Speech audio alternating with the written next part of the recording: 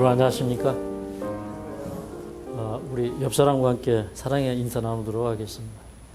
예수님께서 수가의 우물가에 여인을 찾아가셨습니다.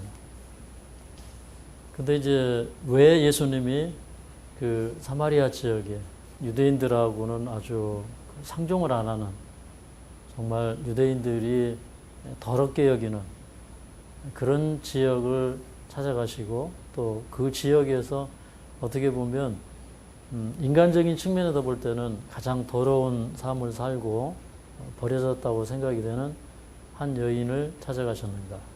왜 그 여인을 찾아가셨는가?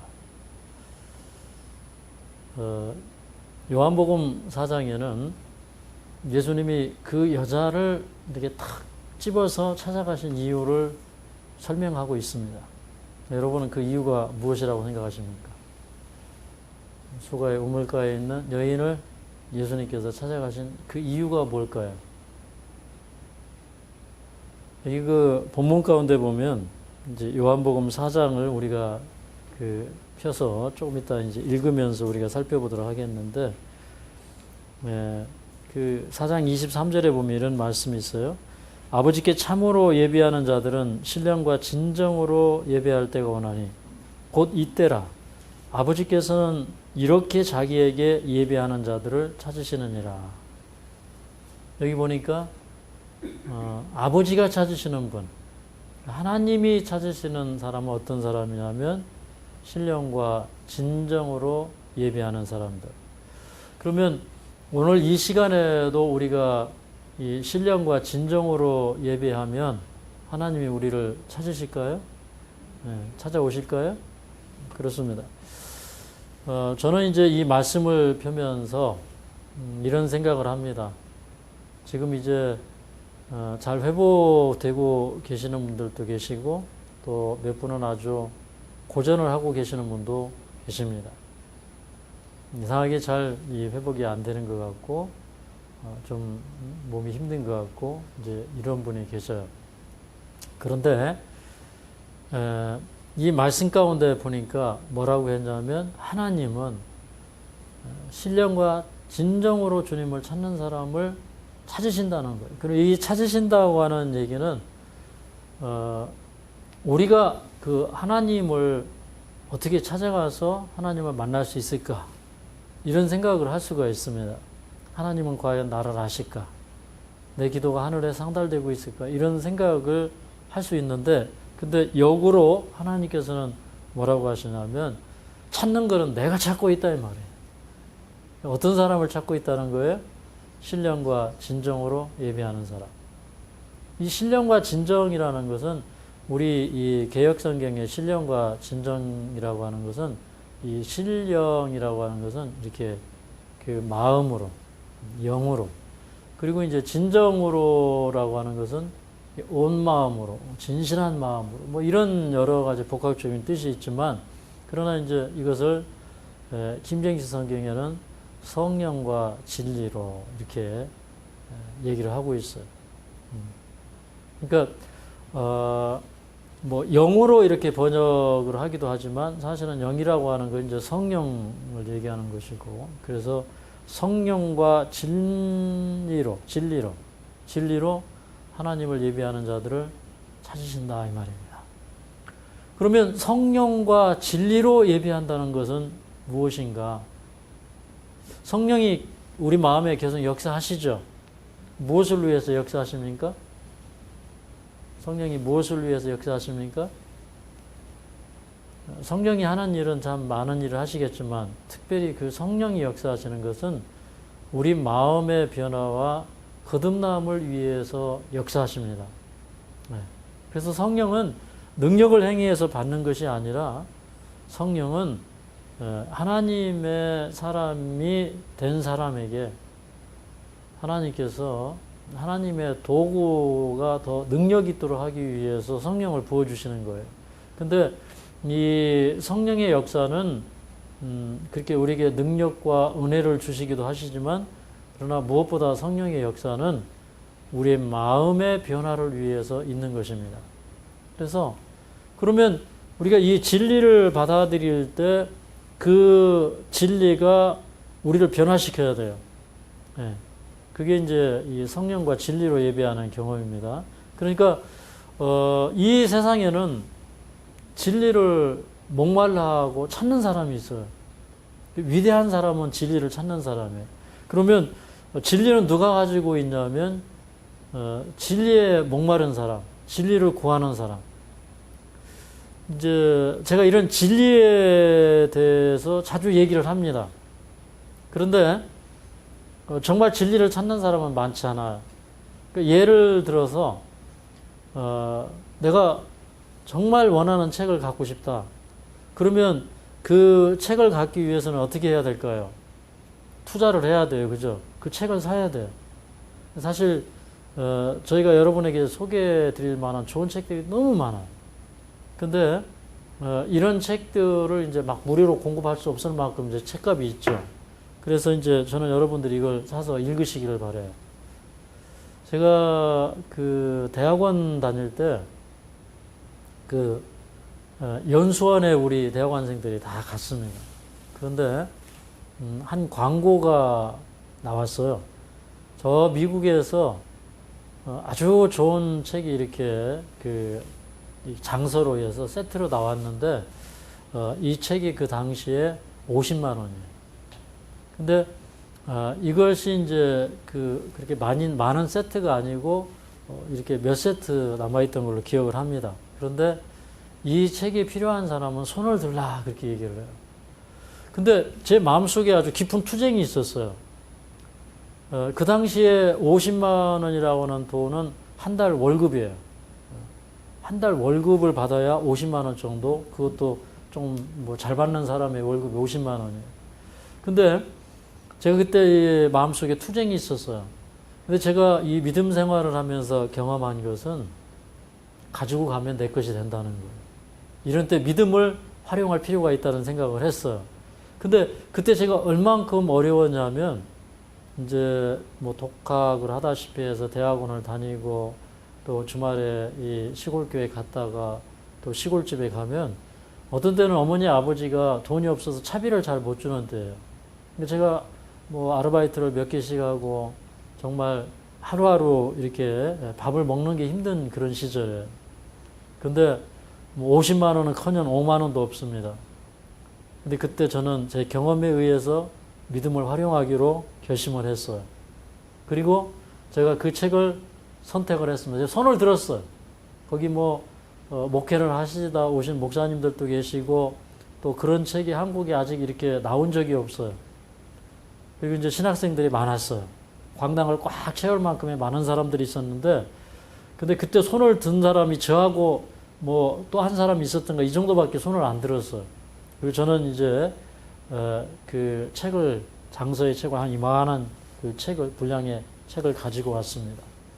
근데 이제 어떻게 해서 그 책을 우리가 갖기로 했냐면 한 달에 5만 원씩 10개월 할부로 해서 그 책을 갖기로 했습니다. 근데 이제 그 책을 가지고 와서 이렇게 지내는데 돈은 주기는 줘야 되는데 돈도 없고 그렇다고 뭐 돈을 어떻게 누가 내라는 얘기도 없고 그래서 이제 한 두어 달 지나갔는데 어느 날은 보니까 이 캠퍼스에 그 연수원 원장님이 오셨어요. 그래서 제가 가서 반갑게 인사를 하고 이제 목사님 사실은 제가 책값을 드려야 되는데 돈이 없어서 책값을 못 냈습니다. 그랬더니 그분이 웃으면서 하는 얘기가 전사님 모르셨어요? 그 미국에 있는 분이 학생들이 무슨 돈이 있겠냐고 기증을 했습니다. 그러는 거예요. 그래서 제가 그 책을 아직도 저 뒤에 어디 소장을 하고 있거든요. 한번 샘플 한번 보여주세요. 네. 네, 저 책입니다. 저거 한번 구경하십시오. 저게.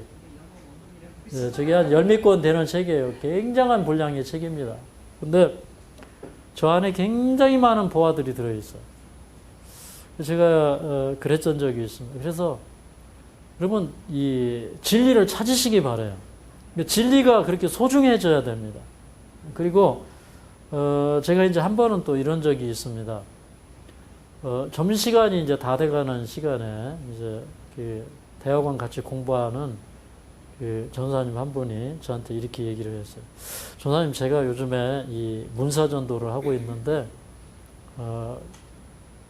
책을 이제 얼만큼을 이제 실습을 몇 시간을 하고 책을 얼만큼 팔고 이게 다 할당을 받았는데, 제가 그 책을 좀 하나 팔아야 됩니다. 무슨 책이냐 그랬더니, 그 21세기 가정의학백과라는 책이라 그래요. 그때 이제 또 생각을 했어요.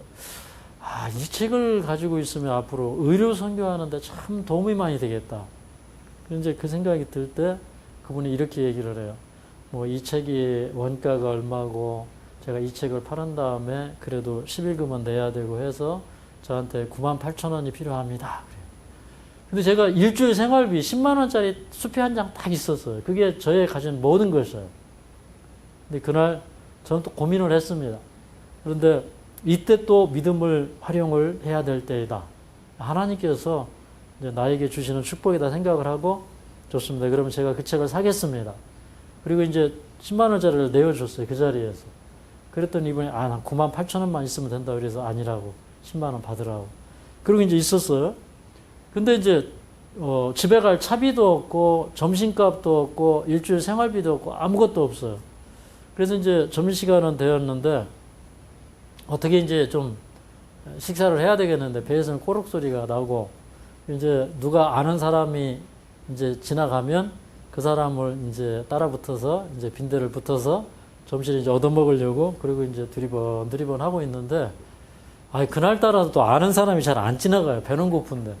근데 저쪽에 그 학생처에서 거기 일하시는 직원분이 저한테 손을 막 흔들면서 전도사님 하고 불러요. 그래서 제가 이제 불이 났게 갔어요. 왜 그러십니까? 그랬더니 그분이 이런 얘기를 했어요. 방금 그 아래 그 구내 식당에서 거기 이제 관리하시는 분이 이 메뉴판에 이렇게 그 메뉴판을 이제 일주일에 한 2번씩 이렇게 바꾸는데, 이제 금일 뭐 점심식사 메뉴는 뭐고 이제 이런 것들 이제 바꾸는 거예요. 근데 글씨 써준 사람이 필요한데 글씨 잘 쓰는 사람 어디 없느냐 그러더래요. 그래서 근데 그 순간에 그 학교에 그만한 사람들이 있잖아요. 많은 사람들이 있는데 내가 전도사님이 생각이 났습니다. 그래서 제가 이렇게 얘기를 했습니다. 이 학생은 가난한 학생이니까 식권을 좀 많이 주십시오. 충분히 주십시오. 그랬더니 그분이 알았습니다. 그러더라는 거예요.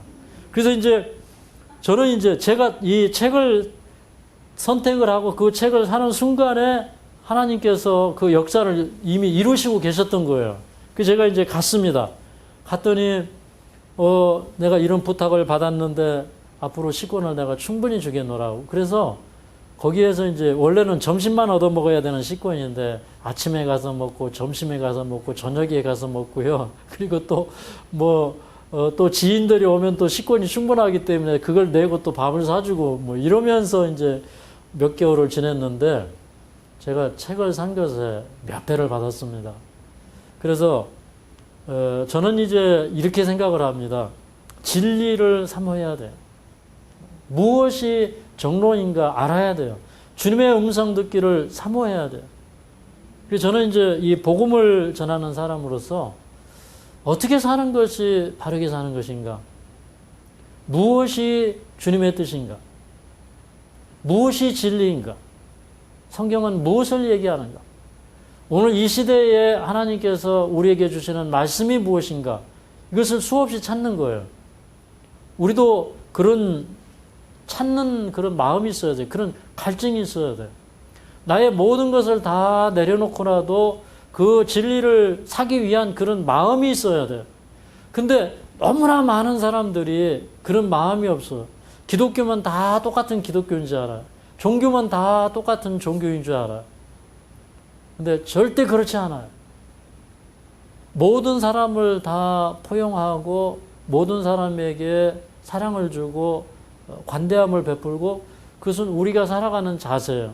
그러나 이 성경의 말씀은 이게 천갈래 만갈래 다 찢어져 있어요. 그래서 우리가 이 진리를 알지 못하면 하늘 가는 길을 잃어버립니다. 근데 이제 이 수가의 우물가에 있는 이 여인, 이 여인의 경험은 참 귀한데 저는 이제 이 성경을 펼 때 이런 믿음이 옵니다. 여러분, 병을 고치는 이야기를 읽을 때, 병 고치는 기사를 읽을 때, 거기에는 그 기사 가운데는 병 고치는 능력이 함께한다는 사실을 알고 읽어야 돼요. 아멘입니까? 오늘 이 수가의 우물가에 있는 여자를 거듭나게 하시는 그 기사는 이 말씀 속에 이미 거듭나게 하시는 기사가 들어있어요. 맞습니까? 근데 이 믿음이라는 것은 그런 것입니다. 그러니까 이 말씀이 문자에서 살아있는 하나님의 말씀으로 전환되는 그런 동기부여가 돼야 돼요. 그런 계기가 있어야 돼요. 그런데 우리가 정말 값진 진주를 사기 위해서 자기의 가진 전 재산을 다 팔아서 진주를 샀던 것처럼 마치 이 천국은 그런 사람이 천국을 얻는 것입니다. 이 진주, 이것은 그 예수님의 성품을 얘기하는 거예요. 진주와 같은 그 성품, 진리, 이런 것들을 얘기해요. 그러면 그것을 발견한 다음에는 내가 그것을 위해서 내 생애를 헌신하는 그런 자세가 필요하다는 것이에요. 근데 여기 이제 그 수가의 우물가에 나왔던 이 사마리아 여인은 사실은 이분의 생애는 진리를 사모하는 그런 경험은 있었어요. 그런 정도는 되어 있었어요. 그렇지만은 예수님과 이 대화를 할 때 예수님이 이 여자에게 말씀하신 것이 무엇이냐면 이 목마르지 않는 영생하도록 솟아나는 샘물. 자기 이 생애 동안에 이분은 이제 계속 그 우물에서 물을 떠다가 먹었어요. 그래도 그 물을 먹을 때마다 갈증이 나고 목이 말라. 그러니까 그분이 들고 왔던 그 항아리, 그건 뭐냐면 우리가 이 세상에서 얻고자 하는 모든 것을 대표해요. 그게 뭐 명예도 될 수 있고 부귀도 될 수 있고 안락한 삶도 될 수 있는데 그것을 찾아서 구하지만 그러나 만족함이 그에게 주어지지 않았어요. 그래서 이 여자는 과거에도 남편 5이 있었고 또 현재에도 새로운 남자를 만나서 연애를 하고 살지만 그러나 이 남편 역시 하나님 앞에 인정받을 수 없는 사람이었어요.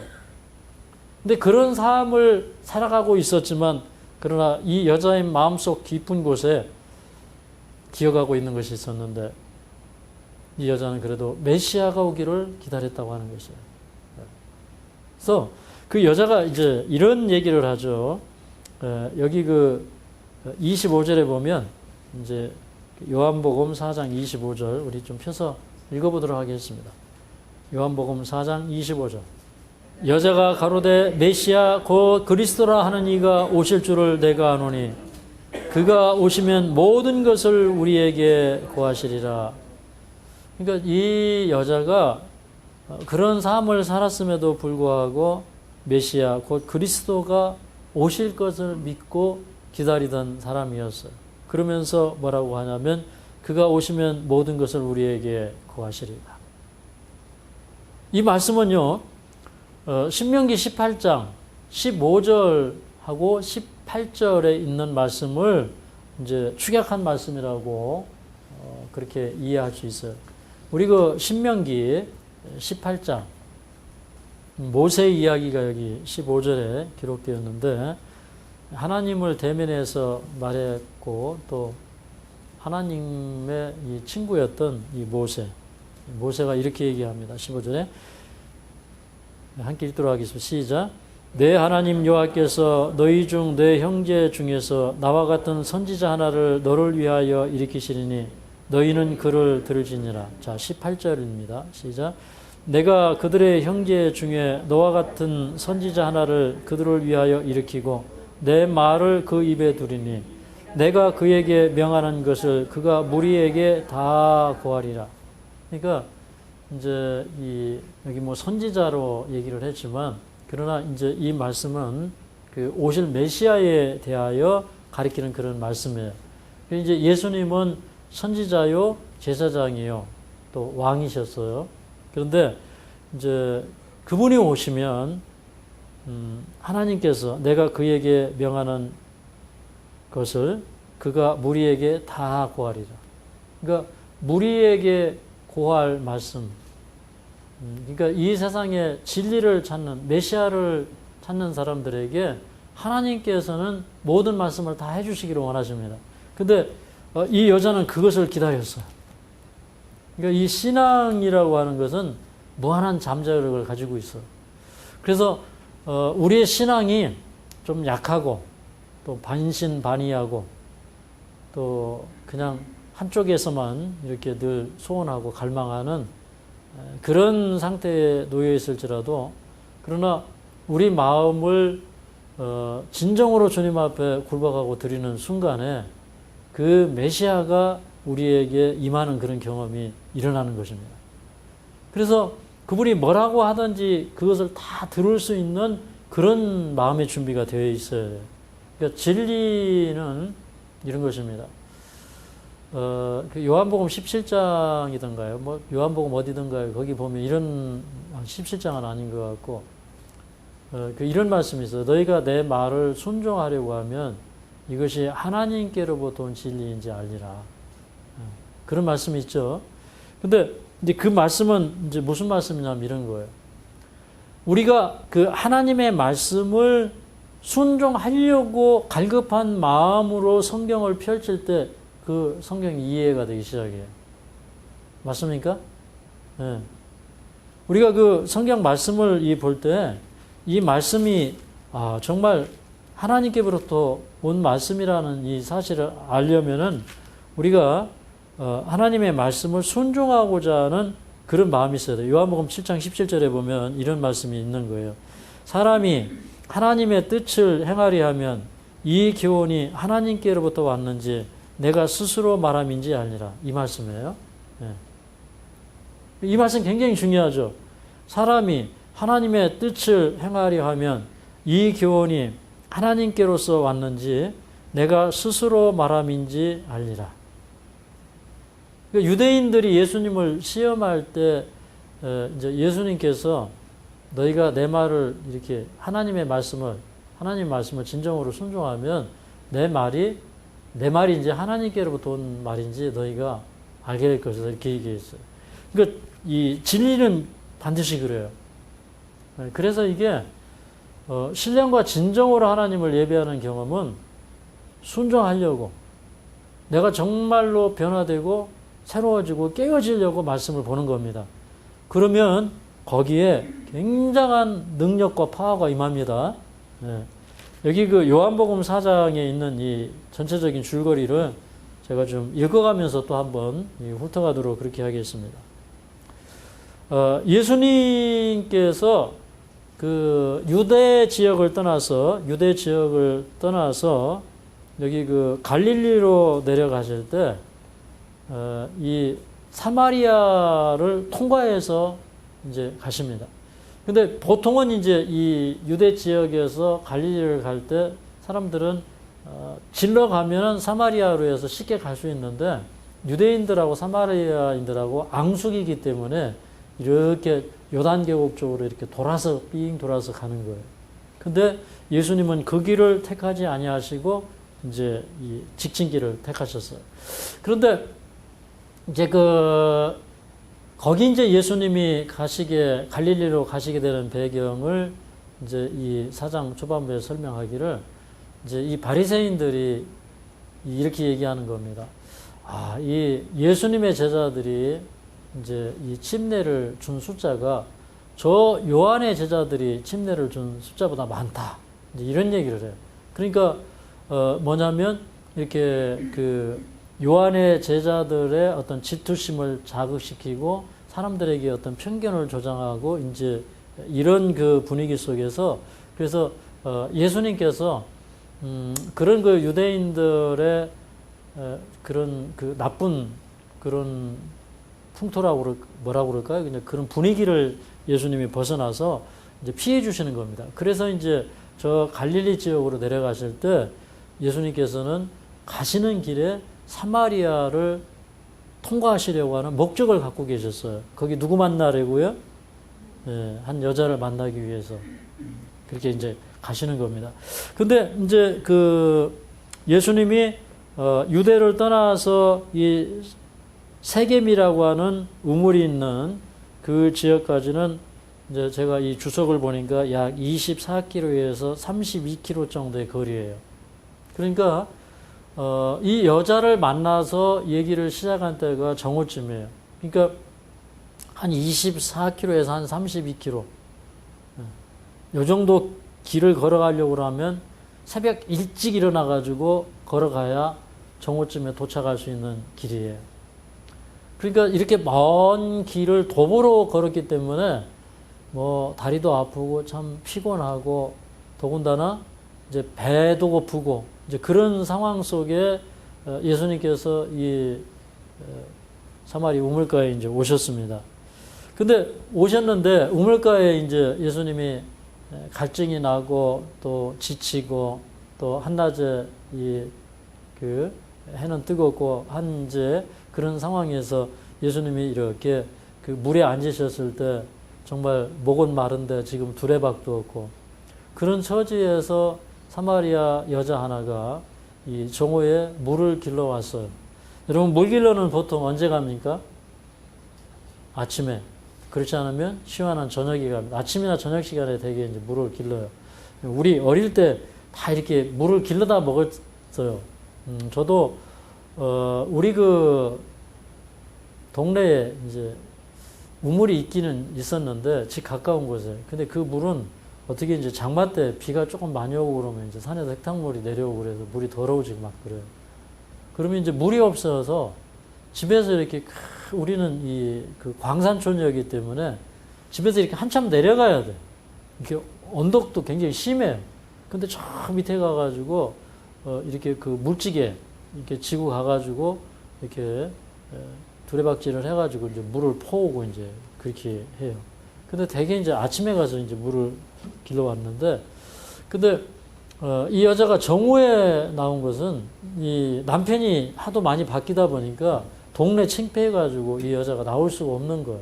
그래서 사람들이 이제 다니지 않는 그런 시간에 이제 온 겁니다. 근데 예수님이 이제 그 타이밍을 맞추기 위해서 열심히 오신 거죠. 그리고 이제 한 나그네가 목이 마르고 지친 상태로 그 우물 곁에 앉아 있습니다.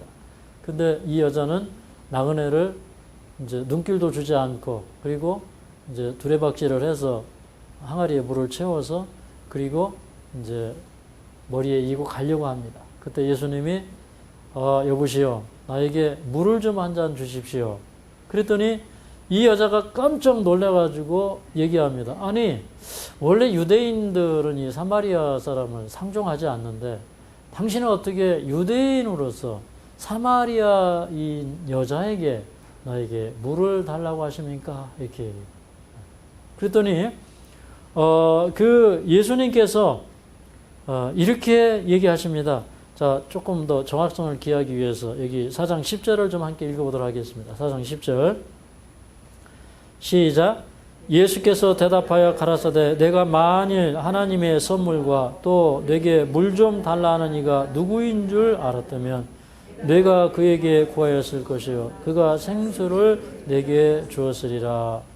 그러니까 당신은 나에게 이제 내가 당신에게 물을 달라고 했지만 그런데 당신이 내가 누구인 줄 알고 또 내가 하나님의 그 선물을 가지고 왔는데 이 선물이 무엇인지를 알고 했더라면 당신은 오히려 나에게 이 생수를 달라고 구하였을 것입니다. 이렇게 얘기해요. 그러니까 내가 그냥 이 보통 사람이 아니라는 거죠. 오히려 생수는 내가 당신에게 달라고 했지만 사실은 이 생수는 당신이 나에게 달라고 해야 된다 이 말이에요. 내가 이 하나님의 선물에 대해서 좀 얘기하고 싶다고 하는 이제 그런 표현을 하시는 겁니다.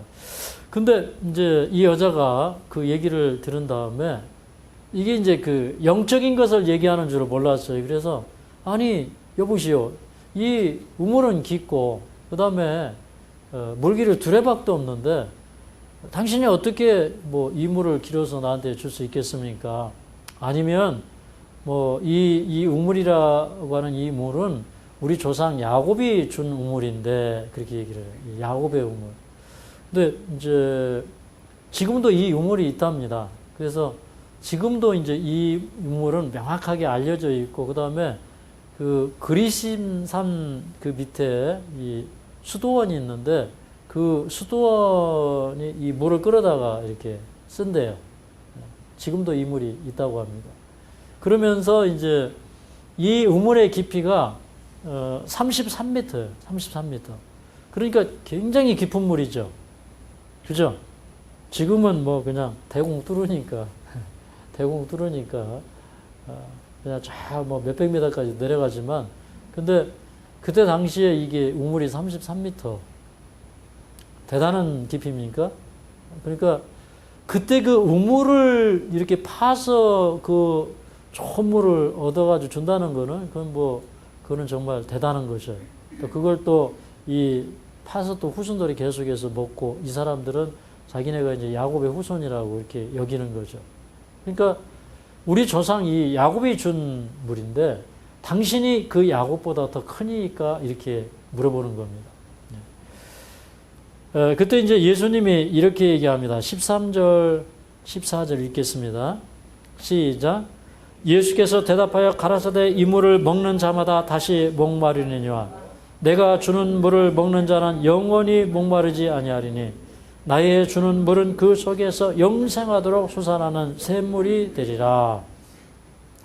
15절에 여자가 가로되 주여 이런 물을 내게 주사 목마르지도 않고 또 여기 물길로 오지도 않게 하옵소서.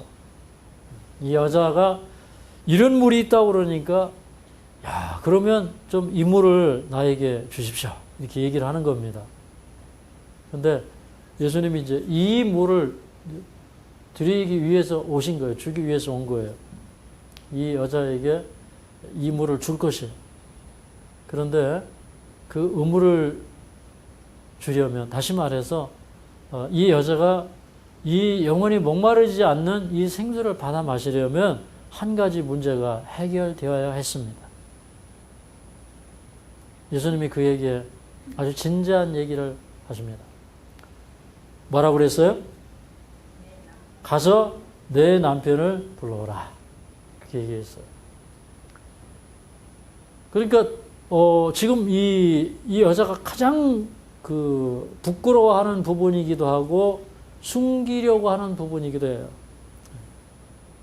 아마 그 동네 사람들은 어느 정도 이 여자가 이게 좀 뭐라고 그럴까요? 정숙지 못한 여자다. 그런 그 평을 가지고 있었을 거예요. 그런데 예수님께서 이제 그걸 딱 집어서 얘기하니까 이 여자가 그걸 정말 피하고 싶어요. 그러니까 제 남편이 없습니다 이렇게 얘기해요. 그러니까 예수님은 이제 그래 네가 왜 거짓말해 이렇게 얘기 안 했어요. 그죠? 왜 그래요? 그러면 마음문이 열리려다가 확 닫혀버릴 거예요. 그죠? 그런데 예수님이 그래 내 말이 맞다. 너에게 남편 5이 있었는데 그런데 지금 있는 남편도 내 남편이 아니다 이렇게 얘기를 하는 거예요. 그러니까 그때 이 여자가 충격을 받은 거예요. 깜짝 놀란 거예요. 여러분 우리도 남편이 몇 있었는지 뭐 와이프가 몇 명 있었는지 잘 몰라요. 우리도. 이게 무슨 얘기냐면 이런 얘기를 했었어요. 예수님이 간음하지 말라. 모세가 그렇게 얘기했지만 사실은 여자를 보고 음욕을 품는 자마다 이미 간음하였느니라 그렇게 얘기했어요. 그러니까 여러분이 뭐 간음을 몇 번 했는지 여러분도 모르고 저도 모르고 우리 아무도 몰라요. 그죠? 근데 누구는 알아요? 하나님은 아셔요. 그러니까 이걸 보면은 이 여자가 느낀 건 뭐냐면 이분은 보통 분이 아니시구나. 내가 지금 살아온 모든 비밀들을 다 깨뜨고 있고 보고 있구나 이걸 깨달은 거예요. 이제 이런 대목에서 우리가 정신이 확 뜨여야 됩니다. 근데 이런 경험이 없이는 우리가 주님 앞에서 깨어지고 거듭나는 게 불가능해요. 그거 안 돼요. 우리가 이 죄에 너무 익숙해 있기 때문에 계속 죄를 짓다 보니까 죄의 영향력, 죄의 세력 이런 것들이 우리를 사로잡아서 우리가 죄 짓는데 익숙해졌고 그 다음에 그 죄로 기울어지는 그런 경향성이 굉장히 커졌어요. 맞습니까? 예, 죄의 이 길이 났어요. 이게 산에도 한 번 갈 때는 길이 안 생겨요. 자꾸 가면 길이 되는 거예요. 맞습니까? 여기 뭐 등산로가 원래 길 닦여 있던 길이 아니잖아요.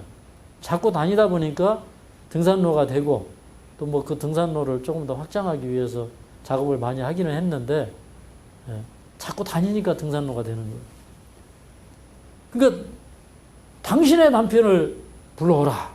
근데 없습니다. 그러니까 5명이나 있었다. 지금 있는 남편도 당신 남편이 아니다. 그러니까 과거뿐만 아니라 현재를 알아요. 그렇습니까? 뭐 하나님은 미래를 모르십니까? 미래도 알아요. 그죠? 자, 그때 이 여자가 이렇게 얘기합니다. 19절입니다. 여자가 가로되 주여 내가 보니 선지자로소이다. 그러니까 선지자라는 말이 먼저 보는 게 선지자죠. 그죠? 먼저 보는 게. 그러니까 선지자라고 했다는 건 뭐냐면 거기에 이제 하나님의 사람이 아니면 나의 생애의 비밀을 다 깨뜨려 볼 수가 없는데 이거는 보통 분이 아니구나 이제 깨달은 거예요. 근데 거기에서 더 깊이 들어가기를 원치 않았어. 그래서 이제 종교적인 이슈로 화제를 돌립니다. 아니 우리 이 조상들은 이 산은 이제 그리심 산이에요. 이 산에서 예배한다고 그러고 당신네들은 저 예루살렘에서 예배한다고 하는데 어느 곳에서 예배를 해야 됩니까? 라고 물어봅니다. 그랬더니 21절에 예수님이 이렇게 얘기했어요. 여자여 내 말을 믿으라.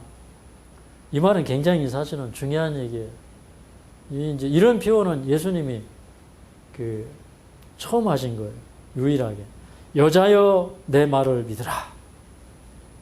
이거 우리 자신의 말로 좀 적용시켜 볼까요? 네? 우리 이혜리 사모님. 예수님이 에리야 내 말을 믿으라. 이렇게 얘기합니다. 우리 심여사님 오늘 안 오셨어요. 그죠? 특별히 이제 이렇게 병으로 신음하는 분들이 이 말씀을 좀 드려야 되는데 오늘 유진 양도 못 올라오고 그러니까 좀 세 분이 조금 힘들어서 그런지 못 올라오셨는데 이 말씀 속에 힘이 있습니까? 예. 예수님이 그러시는 거예요. 여자야 내 말을 믿으라. 예수님이 내 말을 믿으라. 이게 자, 하나님께 예배하는 사람들은 성령과 진리로 예배를 해야 되는데 하나님께서는 그렇게 예배하는 자들을 찾으신다는 거예요. 원래 이 그리심산에 세워진 이 성전은 이제 유대인들이 예루살렘의 성전을 재건할 때 자기네들을 안 끼워주니까 자기네들도 하나 기원전 432년에 그리심산에 성전을 지었는데 그 후에 이제 이 성전이 회파되고 기원전 129년에 회파되어서 그냥 회파된 터전만 남아있는 그런 가운데 있었습니다. 그렇지만 이제 그 그리심산은 그들의 성지이고 자존심이죠. 그러니까 이제 우리는 여기서 예배한다 이 말이에요. 그러니까 우리 종교가 더 우월하고 낫다 이 말이죠. 근데 예수님이 하는 얘기가 뭐냐면 뭐 장로교회, 감리교회, 침례교회 이런 거 중요한 게 아니라는 거예요. 아멘입니까? 어디서 예배 드리는 게 중요한 게 아니에요. 예수님 말씀으로 받으시겠습니까? 하나님은 어떤 사람들을 찾냐면 그 형식적인 예배, 관습에 의한 예배 필요 없다는 거예요. 자기네 관습이 다 맞다고 그러죠. 맞죠? 그게 다 필요 없고 성령과 진리로 예배하는 자들을 찾으신다는 거예요. 그러니까 지금도 이 여자가 성령과 진리로 예배하면 하나님의 찾으신 바 되는 사람이 되는 거예요. 그렇죠? 예. 그런데 이제 그가 이렇게 얘기를 합니다. 25절에 여자가 가로되 메시아 곧 그리스도라 하는 이가 오실 줄을 내가 아노니 그가 오시면 모든 것을 우리에게 고하시리이다. 예수께서 이러시되 내게 말하는 내가 그러라. 그러니까 이 여자는 누구를 기다린 거예요? 그 모세가 얘기했던 그 선지자, 그 메시아를 기다리고 있었는데 그가 우리에게 와서 모든 것을 다 얘기해 주기를 이 여자는 기다린 거예요. 그러니까 메시아를 기다렸고 그 메시아가 자기에게 와서 진리를 가르쳐 주기를 기다렸던 여자예요. 여러분, 우리의 모든 소망은 버려지지 않고 응답된다는 사실을 기억하시기 바랍니다. 우리 집사람이 이런 얘기를 가끔 했어요. 우리 이제 그 장모님이 이제 교회에 다니실 때 장인어른이 교회 다니는 걸 심히 반대를 했어요.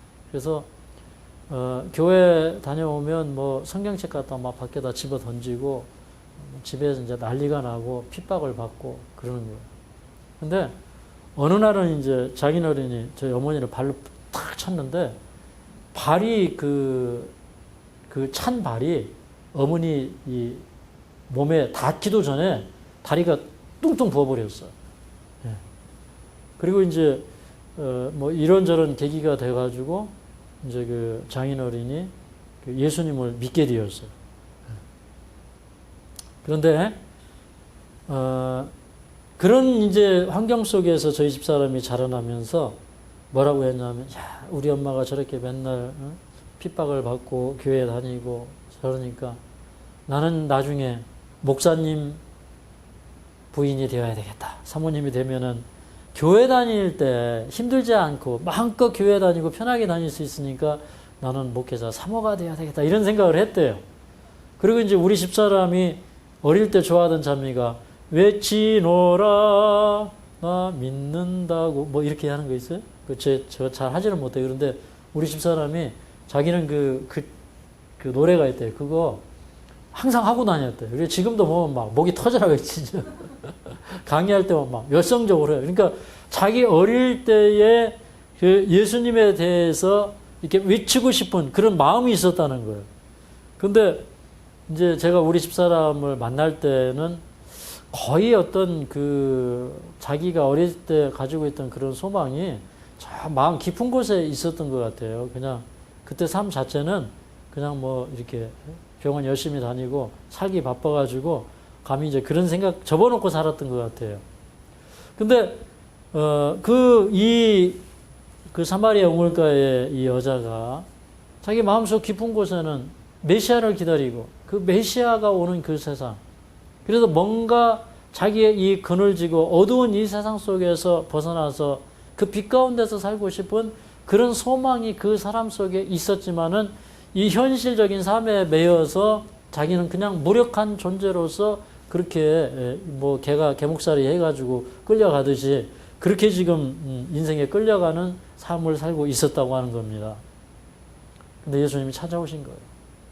근데 그 메시아라는 얘기, 그 다음에 자기에게 자기의 삶에 대해서 얘기해 준 사람, 자기가 지금 잘못되어 있고 이 사람은 그 자기의 삶을 돌이키고 회개해야 되고 하나님 앞에 성령과 진리로서 성령이 이 사람을 변화시키고 진리가 이 사람에게 주어졌을 때 메시아에 관한 그 진리, 그 당시에 최고의 현대 진리죠. 이런 것이 주어졌을 때에 이 여자는 변화될 수 있는 그런 사람이었다는 거예요. 여러분, 이제 이 부분에서 제가 한 가지 굉장히 중요한 얘기를 드리고 싶은 것은 이것입니다. 아니, 예수님의 제자들에게 대하여 아직도 예수님은 자신이 메시아라고 얘기하지 않았어요. 그런데 이 여자에게는 예수님이 자기가 메시아라고 직접적으로 선포하신 겁니다. 그런데 이제 처음에 이 우물가에 도착했을 때, 정오가 가까이 왔을 때 저자들은 이제 그 음식을 사러 성 안으로 들어갔고, 그 다음에 이 여자하고 얘기가 진행되고 굉장히 길게 얘기가 진행될 때 제자들이 왔어요. 그래서 이제 도중에 이 이야기를 듣기 시작한 겁니다. 근데 아마 이 얘기의 구체적인 그 얘기는 아마 이 여자가 이제 그 예수님을 만난 다음에 물동이를 그 즉시로 버려두고 자기가 메시아를 만난 그 기쁨을 증거하기 위해서 동네로 뛰어가서 하기를 말하기를, 내가 행한 그 일을 말한 그분에게로 와봐라. 그분이 메시아가 아니냐. 그렇게 얘기했거든요. 예. 그러니까 이 여자는 그 즉시로 그것을 받아들인 다음에 그것이 그에게는 굉장히 놀라운 사실이었고, 그리고 그 즉시로 그 마음속에 변화가 일어났고, 그의 이 속에 있었던 그 갈망이 하나님의 그 축복에 의해서, 그 성령의 능력에 의해서 그 갈망이 자기를 변화시키고 거듭나게 하고, 그 다음에 이 사람은 예수님께서 자기에게 말해주신 그 진리에 대하여 그는 단숨에 받아들이게 되었어요. 진리는, 이 여자에게 진리는 무엇이었냐면, 자기가 살아온 모든 길을 다 신령한 빛으로 비춰주시는 그 빛, 그것이었어요. 그리고 이분은 받아들였어요. 그리고 구원이 유대인에게서 나며, 그 다음에 그분이 성경에 그 약속하신 그 메시아이고, 그분이 자기에게 오셨다는 그 사실을 받아들인 이것이 그분에게 진리였어요. 그러니까 그 즉시로 이 여자는 신령과 진정으로 예배하기 시작했어요. 아멘입니까? 그래서 예배는 뭐 삼위 예배이다, 이런 그 말도 있고, 그 다음에 진정한 예배는 무엇이냐면 우리가 예수님을 만나고 그 안에서 변화되고, 그 다음에 그 기쁜 소식을 전하기 위해서 뛰쳐나가는 것이에요. 이것이 하나님을 진정으로 예배하는 경험이에요. 그러니까 예배는 우리의 모든 삶 속에서 드려지는 것이지, 지금 앉아가지고 있는 거, 이것만 예배가 아니에요. 아멘? 그럼 우리가 정말 이 말씀이 우리에게 임하여서 우리 심령에 변화가 오고 새로운 동력이 생겨가지고 정말 이 기쁜 소식을 전하기 위해서 달려나갈 수 있는 심령이 와야 돼요. 그러면 여러분이 이 산을 펄펄 날아다닐 거예요. 우리 에리 사모님 문제 없습니다. 예. 지금 막 비실비실 하시거든요. 어제도 우리 사무실 들어오다가 뒤로 넘어져가지고 막 우리 깜짝 놀랐거든요. 예. 그런데 힘이 오지 않겠습니까? 능력이 오는 거예요. 근데 저는 그렇거든요. 이 말씀이 저에게 임하는데요. 이 말씀이 임하고, 그 다음에, 이제 그 여자가 물동이를 버려두고 달려갔어요. 제자들이 와서 예수님 드십시오. 도시락 싸가지고 와가지고 드십시오. 그런데 예수님이 하는 말씀이 이것입니다. 32절에 내게는 너희가 알지 못하는 양식이 있느니라. 그랬더니 제자들은 예수님 뭐 누가 잡수실 거 드렸나? 뭐 드셨나? 이렇게 이제 오해를 하는 겁니다. 예. 그랬더니 34절에 예수께서 이르시되 나의 양식은 나를 보내신 이의 뜻을 행하며 그의 일을 온전히 이루는 이것이니라. 그러니까 이 양식을 안 먹어도요, 우리가 이게 비실비실하고 먹지도 못하고 해도 우리가 그 하나님의 은혜가 우리 마음속에 다 들어오면은요, 새로운 힘이 생겨요. 예수님 안 먹으셔도 배부르셨거든요. 나의 양식은 나를 보내신 이의 뜻을 행하며 그의 일을 온전히 이루는 이것이니라. 저는요, 이 말씀이 얼마나 멋진 얘기로 들리든지, 이게 그냥 성경에 기록된 얘기라고 들으면 아무 은혜가 없어요. 그런데 내 삶 속에 찾아오신 그 예수님, 그리고 나의 살아온 모든 과거를 말씀해 주신 예수님, 거기서부터 인생이 바뀌기 시작하는 거예요. 그런데 이제 어느 날은 제가 나 같은 죄인도 주님 사랑하실까, 이런 의문을 가지고 제가 이 요한복음 4장을 읽기 시작했어요. 근데 이 예수님이 그 과거에 남편이 5이나 있었고 현재도 새로운 남편 가운데서 인생에 정말 터진 웅덩이를 파면서 계속 그 목마름을 채우지 못하는 이 여자를 찾아오셔서, 이 여자가 예수님을 만나고 회심하는 그런 모습을 보면서 너무 기뻐가지고, 아니 식사하는 것도 잊어버리시고 안 먹어도 배부르신 그 예수님을 보면서 저는 그날 저녁에 확신하게 되었는데, 다른 건 모르겠는데 예수님은 나를 사랑하시는 것이 확실하다. 저 그 결론을 얻게 되었어요. 예수님은 나를 아시며 나 같은 사람을 사랑하신다는 사실이 확실하다. 그러니 하나님이 나를 사랑하시니 내 인생은 두려울 게 없다. 이런 생각으로 바뀌게 되었어요. 이게 제 간증이요, 제 경험입니다. 그래서 내게는 너희가 알지 못하는 양식이 있느니라. 이게 너무 멋있는 말인 거예요. 그 다음에 야 봐라, 저희 저 들판을 봐라. 지금 이제 저 이 녹색으로 가득 찬 이런 그 추수할 것들이 있는데, 근데 너희가 말하기를 넉 달이 지나야 추수할 때가 이른다고 하지 않느냐. 그런데 벌써 휘어져 늘어졌느니라. 그래서 파란 곡식밭에서 이제 밀과 보리가 익으면 황금빛으로 쫙 변하잖아요. 그 추수 때를 예수님은 보시는 거예요. 이게 믿음이에요. 이게 믿음이에요. 우리 지금요, 여러분 뭐 가난하게 사시고 뭐 건강이 없고 가진 것 없고 가진 것 없는 데다가 뭐까지 없어요? 건강도 없어요. 뭐 사람들은 뭐 없어도 괜찮은데 건강만 있으면 된다고 그러는데 나는 건강도 없어요. 거기다가 저는 백도 없더라고요, 보니까. 근데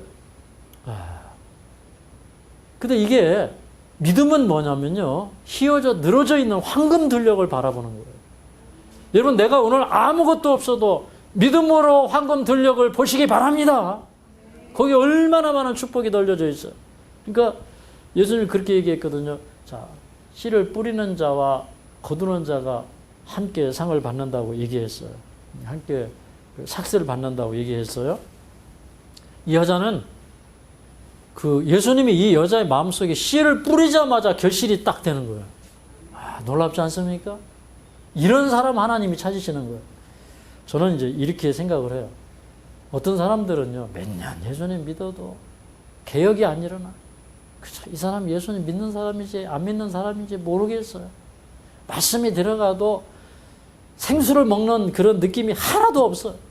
맨날 맛대가리 없는 음식, 억지로 먹는 기분, 뭐 그냥 앉아가지고 그냥 앉아있기는 한데 마음은 콩밭에 가 있고, 예? 아이고, 이거 참. 그래서 예수님이 뭐라 하냐면, 내가 차든지 뜨겁든지 하라. 미지근하면 내가 토하여 내치자. 그렇게 말씀하셨어요. 그렇습니까? 그 막 뜨거움이 없는 거예요, 마음속에. 이게 막 이 여자처럼 뭔가 말씀이 임해가지고 뛰어나갈 수 있는 어떤 동력이 없는 거예요. 그냥 물동이 그냥 버려두는 그런 역사가 없는 거예요. 물동이 하나도 안 버리더라고요, 보니까. 사업하던 사람 그대로 사업 다 하고, 자기 할 짓 그냥 그대로 다 하고, 뭐 내가 나중에 조금 생각해 보고요. 아이고, 그러니까 예수님 믿는 사람 없는 거예요. 저는 제가 이 말씀 받을 때 어차피 저는 있는 것도 없고, 세상 사람들은 저는 버릴 것도 별로 없더라고요. 알량한 자존심만 하나 있었는데, 그것도 별거 아니고. 그래서 다 버리고 주님을 따라가기로 저는 물동이를 버려버렸어요. 정말 이 말씀이 저에게 물동이를 버리게 했어요. 그러니까 아무것도 없는데 이 성경은 버릴 수가 없잖아요. 나는 이 성경 하나만 가지고 가리라. 제가 이 말씀을 읽던 해의 제 경험입니다. 내가 인생을 살아가는데 앞으로 내가 어디에 가든지 하나님이 나를 지키시고 먹이실 것인데 나는 이 보물 덩어리, 이 성경 하나만 가지고 세상을 가리라. 그리고 지금까지 오게 되었어요. 그래서 정말 물동이 버려야 돼요. 네. 아시겠죠? 그 안에 여러분 막 부귀, 영화, 뭐 우리 자식들 잘 되는 거 뭐 별거 다 담아놨어요, 지금. 그냥 기도원이 300명의 군대가 가가지고 항아리 깨지는 소리에 그냥 이 적군들이 막 그냥 놀래가지고 풍지 박살이 났듯이 여러분 항아리 깨지는 소리 좀 내시기 바랍니다. 그냥 물동이 버릴 게 아니라 그냥 깨트려 버리세요.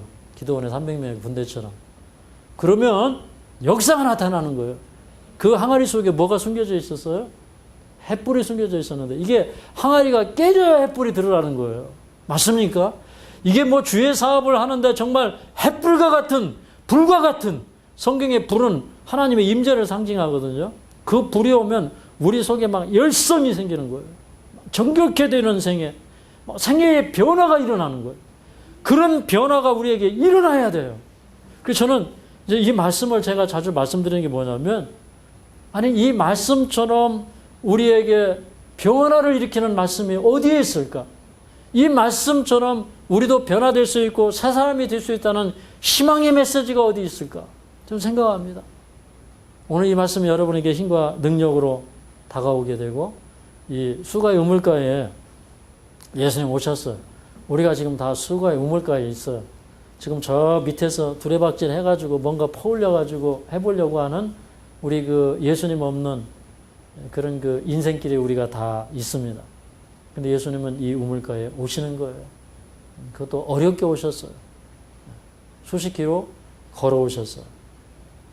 근데 사실은 예수님 그날 전도해가지고 예수님 물 한 모금도 못 얻어드셨어요. 그래도 예수님은 기뻐하셨어요. 그래서 저는 이걸 보면서 우리 예수님 참 멋지신 분이다. 이런 분이 세상에 있을 수 있을까? 어떻게 이런 사랑을 우리에게 줄 수 있을까? 이게요, 개인의 경험으로 느껴질 때 완전히 새로운 말씀이 돼요. 예. 이 여자가 예수님을 받아들이는 그 순간에 내가 메시아라고 했을 때 그걸 깨달은 그 진리 때문에 이 사람은 그 속에서 이 마르지 않는 생물이 팍팍팍팍 솟아나는데 이 여자를 보니까 용모가 변한 거예요. 예. 이 여자의 행실과 품성이 단번에 깨트려지고 변해진 거예요. 그래서 그 여자가 와보라 하고 왔어요. 그 얘기를 듣다가 예수님을 초청해서 이틀 동안 더 유하게 하신 다음에 거기에서 많은 씨가 뿌려지고 우리가 이제는 내 말을 듣고 믿는 것이 아니라 이분의 말씀을 듣고 우리가 믿는다. 이렇게 해서 그 사마리아 지역에 굉장한 역사가 일어났는데 아주 이 여자가 터친 거는요, 조그마한 불이 아니에요. 그냥 대공을 터뜨려 버린 겁니다. 대공을. 우리 지난번 저기다 대공 또 팠거든요. 예, 저기 우리 개촌 나이가라야 폭포. 그죠? 저기 뭐 폭포 쏟아질 때 보면 대단해요. 근데 기왕이면 여러분 옹달샘 터뜨리지 마시고 그냥 폭포수 하나 터뜨리시기 바랍니다. 네.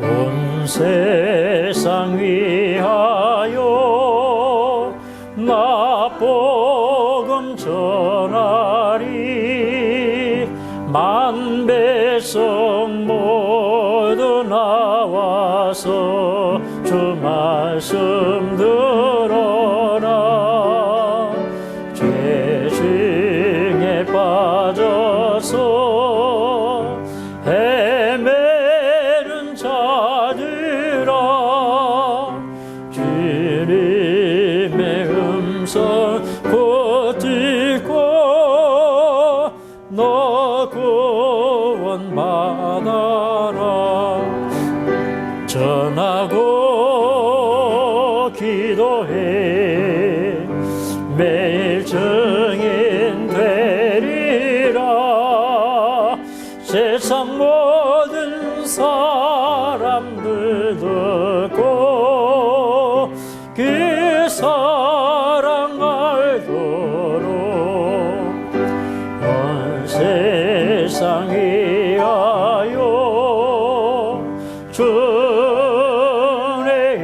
임하니 주 예수 이름 힘입어 이 복음 전하라 먼 곳에 나가서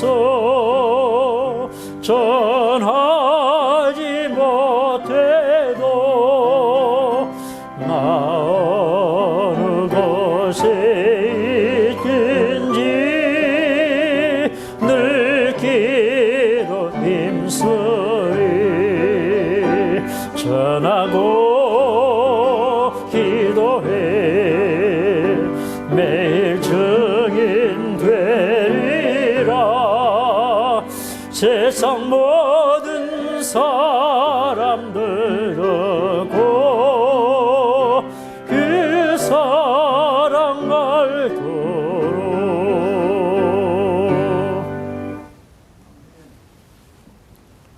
자비로우신 우리 하나님 은혜를 감사드립니다. 참으로 그 우물가에 오셨던 그 예수님 찾도록 찾으시며 오셨던 예수님 참으로 먼 길을 수십 킬로씩 걸어서 오셨던 그 예수님 참으로 한 영혼의 회심을 보시면서 목을 축일 생각도 음식을 드실 생각도 잊으셨던 우리 예수님 그렇게 간절히 우리를 찾으시고 우리가 회개하고 돌이킬 때에 온 하늘을 얻은 것보다 더 기뻐하시는 그 예수님 오늘 그 예수님이 우리의 개인의 구주가 되기를 간절히 소원합니다. 참으로 이 여자가 뛰어나갈 수 있었던 그 힘이 그 예수님께서 주신 생수에 있었습니다. 오늘 저희가 그 생수를 경험하게 하여 주시옵소서. 이후로는 저희가 외양간에서 풀려난 송아지처럼 뛰는 역사 있게 하여 주시옵소서. 여기 하늘 마을에 심신이 요약하고 하나님의 은혜의 그 손을 잡기에 연약해져 있는 그 연약한 손들, 주님 다 축복하여 주셔서 참으로 이 은혜를 굳게 붙잡도록 도와주시옵소서. 참으로 주님은 우리를 치유하시는 자시요 우리 인생의 모든 것을 해결해 주시는 분이심을 믿도록 도와주시옵소서. 참으로 주님이 바라보셨던 그 황금 들녘 우리가 믿음으로 바라보기를 원합니다. 우리 인생도 이제 황금 들녘이 준비되어 있는 줄로 믿습니다. 수많은 영혼들을 거두게 하실 것이며 인생의 아름다운 열매들을 수확하게 하실 줄로 믿습니다. 우리 병든 인생을 변하게 하여 주셔서 황금 들녘을 보고 그것을 거두는 저희들 되게 하여 주시옵소서. 예수님의 이름으로 간절히 기도하옵나이다.